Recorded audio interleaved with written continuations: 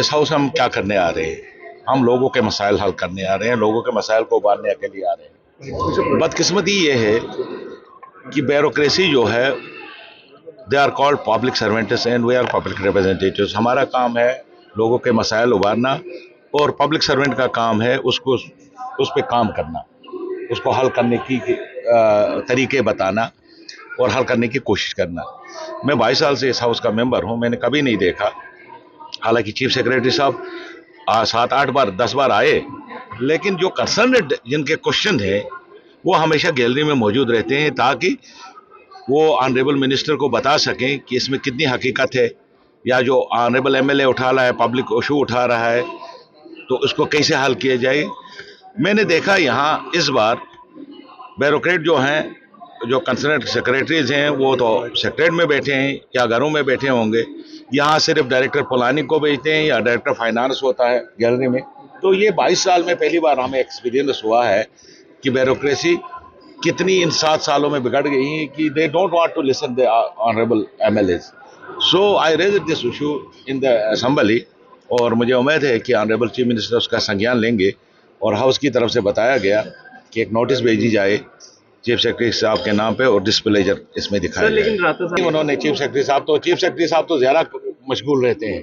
Chief secretary साहब रोज नहीं आएंगे, लेकिन कंसर्न जिनके क्वेश्चन हैं, चाहे वो टूरिज्म सेक्रेटरी है, चाहे वो R&B सेक्रेटरी है, चाहे वो ट्राइबल सेक्रेटरी है, चाहे वो प्लानिंग सेक्रेटरी है, फाइनेंस सेक्रेटरी है, RDD सेक्रेटरी है, ये क्या कहते हैं, पावर सेक्रेटरी, जिनका क्वेश्चन हो एटलीस्ट क्वेश्चन आवर में वो मौजूद रहते थे। लेकिन इस बार हमने देखा they have taken the casual this house and they don't come to house. आपको क्या लगा ये? देखिए, न यूटी की वजह से कहूँगा, न दूसरी वजह से मैं ये कहूँगा कि हम लोगों ने जो इस रियासत का हाल कर दिया है ब्यूरोक्रेसी के हवाला करके, जो 7 साल में उनकी आदत बनाई कि वो हम मालिक हैं, हम जो चाहें वही होगा, वो इसका नतीजा है। सर, जिस तरह से शुक्र पढ़ रहा हूँ कि आप लोगों की समझ में आ गया। आप लोगों ने इतना उछाला, एमएलए तनख्वाहें इतनी ले रहे हैं, 3 लाख हो गया। एमएलए की तनख्वाह टोटल 60,000 है। बाकी जो मिल रहा है उसको, वो मेडिकल अलाउंस मिल रहा है, TADA मिल रहा है, फिर कॉन्स्टिट्यूंसी का जो ये मिल रहा है वो अलाउंसेस है। तो 60,000 से आपने 3 लाख कर दिया, तो लोगों ने डंडोरा पीटना कर दिया, यार ये एमएलए तनख्वाह बढ़ाने गए थे। तो उस सिलसिले में मनकोटिया साहब ने वाजा कर दिया कि हमारी तनख्वाह अभी तक बढ़ी नहीं है। और देखिए, आप भी देखते हो, सुबह हम निकलते हैं घरों से और लोगों के काम करते हैं, ये एहसान नहीं करते हैं लोगों ने हमको वोट दे दिया है कि आप हमारे जाके काम कर लीजिए, लेकिन हमारा भी घर है। अगर आप एक एमएलए को कहो तनख्वाह के बगैर काम करो, यहाँ से कह रहे हो गरीब से गरीब तरीन आदमी एमएलए बन के आना चाहिए। जैसे हमारे प्रधानमंत्री चाय बेचने वाला, वो जो है प्राइम मिनिस्टर बन गया, और चाय बेचने वाले जब प्राइम मिनिस्टर बन गया, तनख्वाह भी नहीं लेगा तो खाएगा क्या? उसका भी घर है, उसकी भी बीवी है, उसके भी बच्चे हैं। सो या तो आप कह रहे हो कि लोगों से फिर रिश्वतें वसूल करो, जब आपकी तनख्वाहें नहीं होंगी तो क्या आपका घर कैसे चलेगा? फिर एक से दूसरे से लेते हो। तो इस सिलसिले में हम कह रहे थे कि तनख्वाहें बढ़नी चाहिए। अगर एक ब्यूरोक्रेट 4.5 लाख 5 लाख रुपया लेता है, तो ये एमएलए की तनख्वाह अगर 2 लाख 4 लाख हो जाएगी, तो आप हिमाचल में जाइए, वहाँ 50 लाख रुपया एमएलए को दिया गया है CDF से कि वो किसी को भी दे सकता है, बीमार हो, कोई किसी की शादी हो, डिस्क्रिशनरी फंड दे दिया है। आप वहाँ देख लीजिए 2,70,000 रुपया उसको तनख्वाह मिल रही है। आप देख लीजिए हिमाचल कौन सी वहाँ, मतलब उनके ऊपर इतना कर्जा है। तो हम बदकिस्मती इस रियासत की है, हम उन चीज़ों को उछालते हैं जिनका कोई माने नहीं है। अगर एमएलए की तनख्वाह बढ़ाई जाएगी, आप कह रहे हो टेलीविजन को परमिट करो, आप अपनी तनख्वाह बढ़ा रहे हैं। अगर मेरी तनख्वाह से टेलीविजन परमिट होगा तो मैं ये तनख्वाह भी छोड़ने के लिए तैयार हूँ। 8 से 9 करोड़ रुपया टोटल साल का आ जाता है अगर ये तनख्वाहें हमारी बढ़ाएंगे। तो 8 या 9 करोड़ से डेलीवेजर अपना परमानेंट होगा। ये एक ब्रिज, मानो एक ब्रिज नहीं बनेगा जिससे ये तनख्वाहें बढ़ जाएंगी। क्या है, कहाँ तक आपका खर्चा जो है वो पूरा हो जाएगा एक विधायक? देखिए, मैं कहूँगा 50 लाख तक भी नहीं होगी, इससे नहीं बनता है। गवर्नमेंट को देखना है कि हम मिनिमम क्या रखें जिससे इसका घर भी चल रहा आपके मुताबिक। जो कमेटी ने, मुझे पता नहीं कमेटी ने क्या रिपोर्ट दे दिया, वो कमेटी जाने, लेकिन कमेटी बनाई गई थी। इस हाउस में ऑनरेबल CM साहब ने कमेंटमेंट किया कमेटी बनेगी, कमेटी जो रिकमेंड करेगी। हम कह रहे हैं कमेटी ने जो रिकमेंड किया है कम से कम वही तो करो।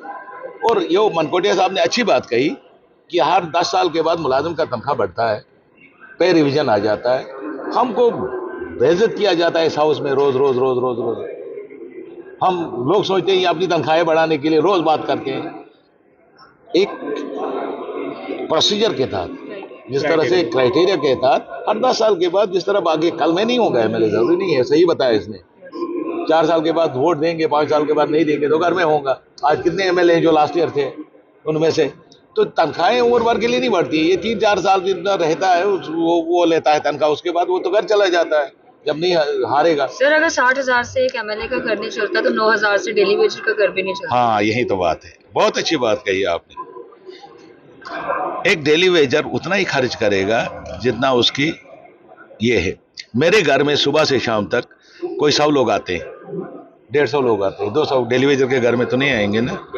सुनिए, मैं गाड़ी में पेट्रोल डाल के यहाँ पहुँचता हूँ, डेली वेजर पेट्रोल डाल के नहीं पहुँचेगा, वो तो बस से जाएगा या साइकिल से जाएगा या स्कूटर से जाएगा। तो ये आप डेली वेजर और एमएलए को एक ही तराजू में तो चीफ सेक्रेटरी साहब से जाके पूछिए ना कि तुम 5 लाख रुपया क्यों लेते हो, प्रिंसिपल सेक्रेटरी साहब से क्यों नहीं कहते हो, गवर्नर साहब से क्यों नहीं कहते हो तुम 8 लाख रुपया 7 लाख रुपया किस चीज का ले रहे हो। तो ये कहना कि एमएलए के पीछे आप लोग मीडिया वाले सब आपको सेंसेशनल बना देते हो, देखो जी एमएलए तनख्वाह बढ़ाने की कोशिश कर रहा है। हम नहीं कह रहे, हम कह रहे कमेटी ने जो रिपोर्ट दे दिया उसमें उठाई गई थी कि एमएलए की तनख्वाह बढ़नी, हाँ बढ़नी चाहिए। उसके बाद कमेटी बन गई, अब कमेटी जो रिपोर्ट देगी उस पर फैसला होगा। पाथ सीकर्स इंटरनेशनल स्कूल, जहां हर छात्र अपनी मंजिल खुद तलाशता है और सफलता की नई राह बनाता है, जहां शिक्षा सिर्फ किताबों तक सीमित नहीं बल्कि व्यक्तित्व, आत्मविश्वास और उज्जवल भविष्य को संवारने का माध्यम है। हमारी विशेषताएं student enrich design curriculum, experience teachers, सुरक्षित व प्रेरणादायक वातावरण, हर छात्र पर special care, health and fitness पर विशेष ध्यान, spiritual education, transport facility available. हम बच्चों को Sainik school, military school, RIMC, NDA और अन्य कॉम्पिटिटिव एग्जाम्स के लिए भी तैयार करते हैं। हमारा लक्ष्य देश के भविष्य को तैयार करना है। खेलों की बेहतरीन सुविधाएं, जम्मू कश्मीर सीमावर्ती क्षेत्र का पहला CBSE school. Path seekers international school आपके बच्चे के उज्जवल भविष्य की मजबूत नींव है। हमारे 2 मुख्य कैंपस रामगढ़ राधा स्वामी सत्संग घर के पास और विजयपुर एम्स विजयपुर सांबा के पास। जम्मू कश्मीर की खबरों के लिए जुड़े रहिए JK अपडेट के साथ।